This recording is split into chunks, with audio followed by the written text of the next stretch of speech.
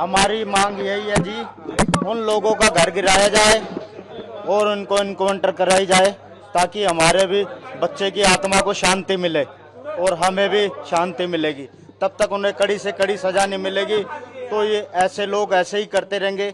आज हमारा तरुण गया है, कल कोई और जाएगा। अभी तक जो कार्रवाई हुई है वो सिंबॉलिक कार्रवाई है। वहाँ भय का बात नहीं, आप इनको रहने दो परिवार। अभी तक भय का वातावरण है, वहाँ के एक सुरक्षा का वातावरण कायम होना।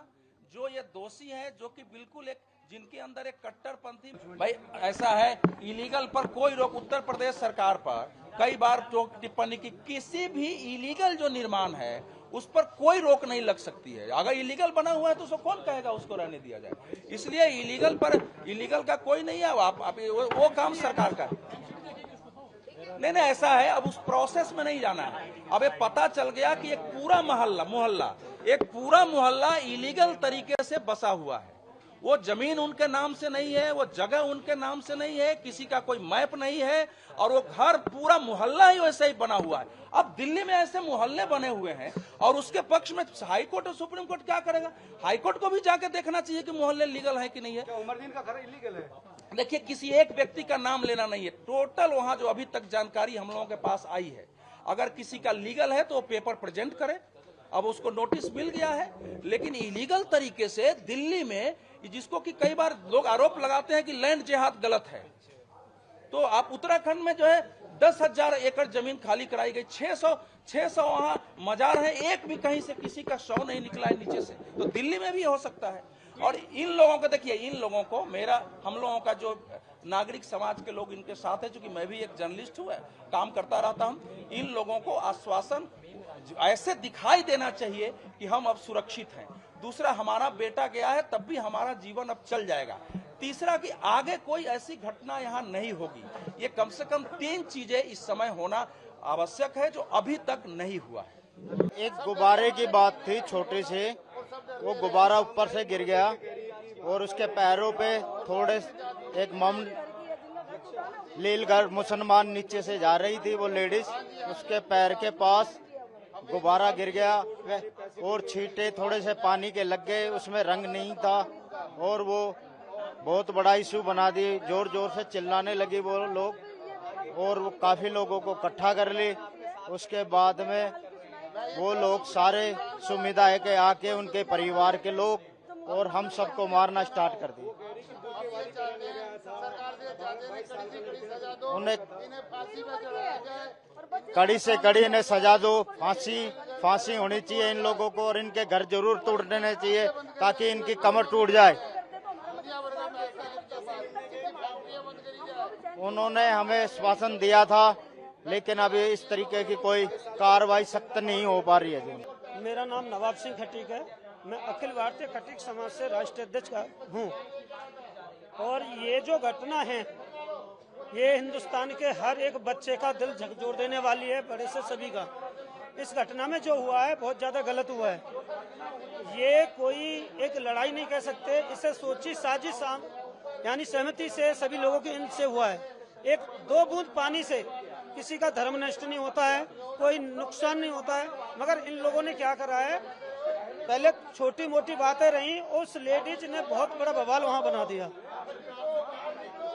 सरकार से हम चाहते हैं कि तरुण खटीक के छोटे भाई के लिए सरकारी नौकरी होनी चाहिए और एक कम से कम 1 करोड़ रुपए के लिए आर्थिक सहायता भी मिलनी चाहिए। और तीसरी बात, इन आरोपियों को कम से कम फांसी की सजा होनी चाहिए। परिवार थाने की कार्रवाई से संतुष्ट नहीं है।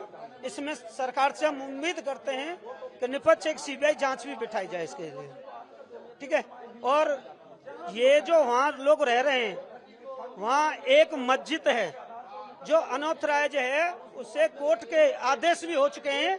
ये मेरे पास है, इसमें आप देख सकते हैं कोर्ट के आदेश है। ये किस कारण से नहीं हो रहा है? इसमें कुछ अधिकारी मिले हुए हैं या फिर वो इतने दबंग लोग हैं कि किसी की आवाज उनके सामने नहीं खुल सकती। इसमें प्रीत रोही को भी 6 महीने पहले इसी केस में उन्हें धमकी दी गई है। तो ये बहुत ज्यादा गलत है, इस पे कार्रवाई की जानी चाहिए। और बस एक पानी की बात थी, पानी की बात में उस मुस्लिम लेडीज ने इतना हंगामा कर दिया। तो कहती है लड़की को, जो भतीजी थी वो चौथी मंजिल पर, वो ऊपर खड़ी थी बेटा, वो चौथी मंजिल पे, सिर्फ मैं भी नीचे खड़ी थी अपने घर के आगे, जस्ट उनका सामने घर है, लड़की का छूट गया। तो लड़की कहती है ठहर के, ठीक नहीं तुझे मैं बताती हूँ अभी तुझे उठा के और तेरा रेप करवाती हूँ मेरे परिवार वालों से। फिर मैंने बोला तुम ऐसे कैसे कह रहे हो, बच्ची तो है, बच्ची क्या हो गया, बच्ची तो है उसका। इतनी देर में वो कॉल कर देती है अपने 20-25 जनों को बुला के, कुछ में से लेडी ऐसी थी, और घुस के उन्होंने मेरे पे मारा, मेरे देवर को मारा, मेरे पति को मारा घुस के। अब उस लड़की घर जाते, उस लड़की घर पे भी कोई नहीं मिलता। तो सलमा नाम की लड़की, मैं तो ये इंसाफ चाहती हूँ भाई, योगी सरकार वाला जो योगी जी करते हैं ना, वो ही चाहिए मुझे, और कुछ नहीं चाहिए। और सबको सजा, कड़ी सी कड़ी सजा चाहिए मेरे को बेटा, और मुझे कुछ नहीं चाहिए। मेरे रेखा गुप्ता जी लड़की गई थी, मेरी बड़ी सिस्टर है, वो गई थी उनकी लड़की तरुण की। उन्होंने कहा हाँ जी कड़ी सी कड़ी सजा हम उनको करेंगे। अभी तो उन्होंने कुछ करा ही नहीं। वो अपनी दिल्ली की मुख्यमंत्री है तो उनको तो कुछ करना चाहिए ना, वो क्यों डर रहे हैं?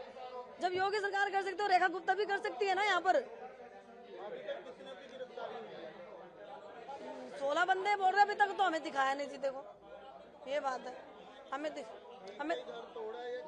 वो तो सिर्फ झाड़ा ही है, घर तोड़ा नहीं है, झाड़ा ही है बस। उनको तो एक ही है, मुश्ताक का शायर तोड़ा है। और मेन तो उनका इस्माइल नाम का है, जो वो बोलता है भाई इसको जान से खत्म कर दो, जितने 10 करोड़ लगे 2 करोड़ लगे जो मैं लगाऊंगा। वो मुझे मुस्कान नाम का लड़का वो बोलता है ये चीजों को। तो क्या जी, सरकार सजा दे उनको, कड़ी सी कड़ी सजा दे उनको, फांसी पे चढ़ाए सरकार से, ये उम्मीद करते हैं हम। सरकार को इंसाफ करना चाहिए हमारे साथ। हमारी हालतें देखो, हम गरीब तबके के बंदे हैं, वो पैसे वाले लोग हैं।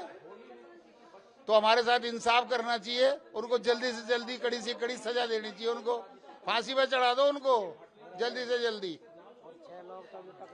और 6 लोग तो भी पकड़े भी नहीं गए। क्यों नहीं पकड़े जा रहे? ये पुलिस से ज्यादा तेज भागते हैं क्या? पुलिस को पकड़ना चाहिए इन 6 लोगों को भी जल्दी से जल्दी।